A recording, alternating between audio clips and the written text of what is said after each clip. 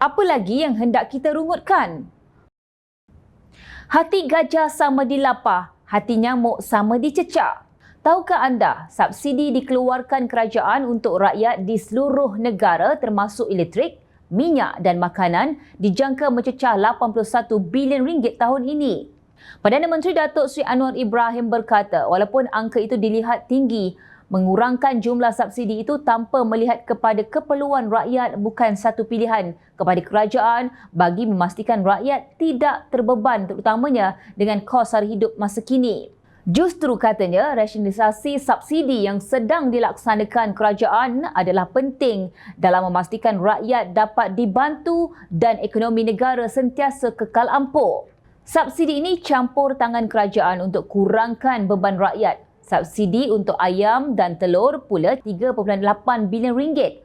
Tetapi kurangkan subsidi bukan pilihan kerana ia membebankan rakyat. Jadi perlu dasar lebih ampuh kurangkan subsidi iaitu rasionalisasi subsidi.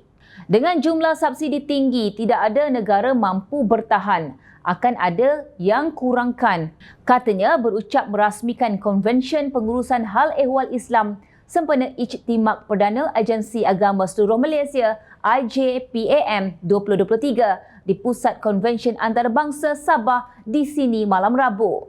Anwar berkata menerusi langkah rasionalisasi itu, subsidi elektrik untuk 1% kumpulan rakyat terkaya telah dibatalkan, namun ia tidak akan membebankan kerana 99% rakyat tidak akan terkesan.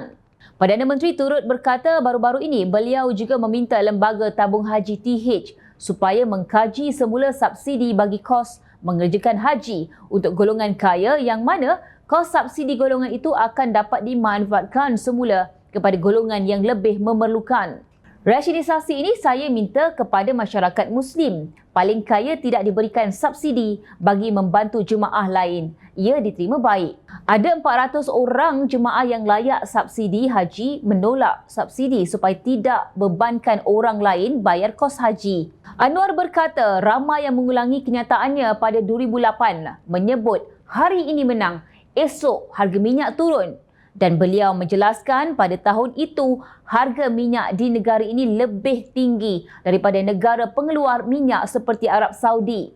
Sekarang kos meningkat berkali ganda. Harga minyak di Arab Saudi lebih tinggi daripada Malaysia. Brunei rendah sikit. Tampungan, dukungan dan sokongan subsidi minyak ini kita bantu rakyat. Kita jelaskan hal ini terutama kepada rakyat. Kita ikhlas dan bertanggungjawab tidak payah politikkan isu ini, katanya lagi.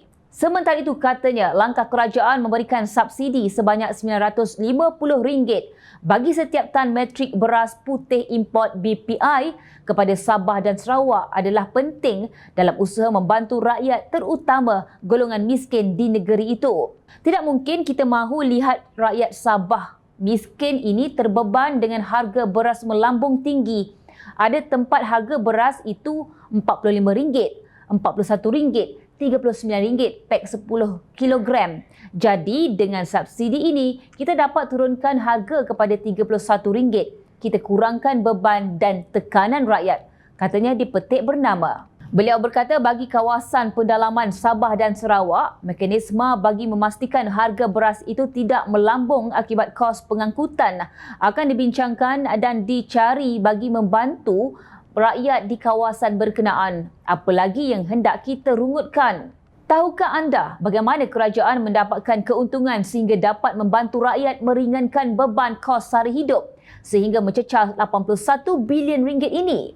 Ia adalah melalui penjanaan keuntungan daripada pembangunan ekonomi yang datangnya daripada para pelabur yang percaya kepada kestabilan politik di Malaysia. Justru, ayuh kita sama-sama stabilkan politik negara. Usah dipedulikan niat jahat pihak tertentu untuk tebuk atap. Usah diberikan kepercayaan kepada kata-kata pembangkang yang tidak faham perlembagaan tapi ada hati nak takbir urus negara. Usah dipedulikan dakwah jahat mereka yang tidak pernah berkenan dengan apa sahaja usaha baik yang dilakukan kerajaan perpaduan demi kesejahteraan rakyat. Sehinggakan PRU dan PRN serta PRK pun tidak tahu dibezakan, patutlah demokrasi dibogilkan dan diperkosa ketika mereka mentadbir negara selama 33 bulan.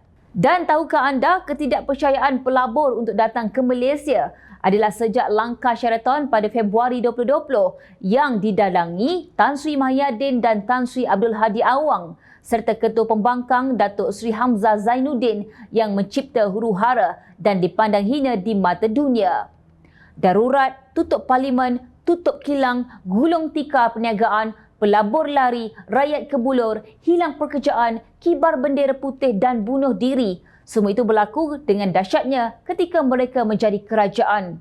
Dan ketika hari ini, mereka terus menjual naratif kononnya kerajaan akan tumbang bila-bila masa demi melihat rakyat sengsara, hidup miskin dan ekonomi merudum. Itulah isi hati perut mereka. Pemimpin beginikah yang anda harapkan untuk membela nasib negara dan rakyat? Maklumat ada di hujung jari anda. Tepuk dada, tanya selera.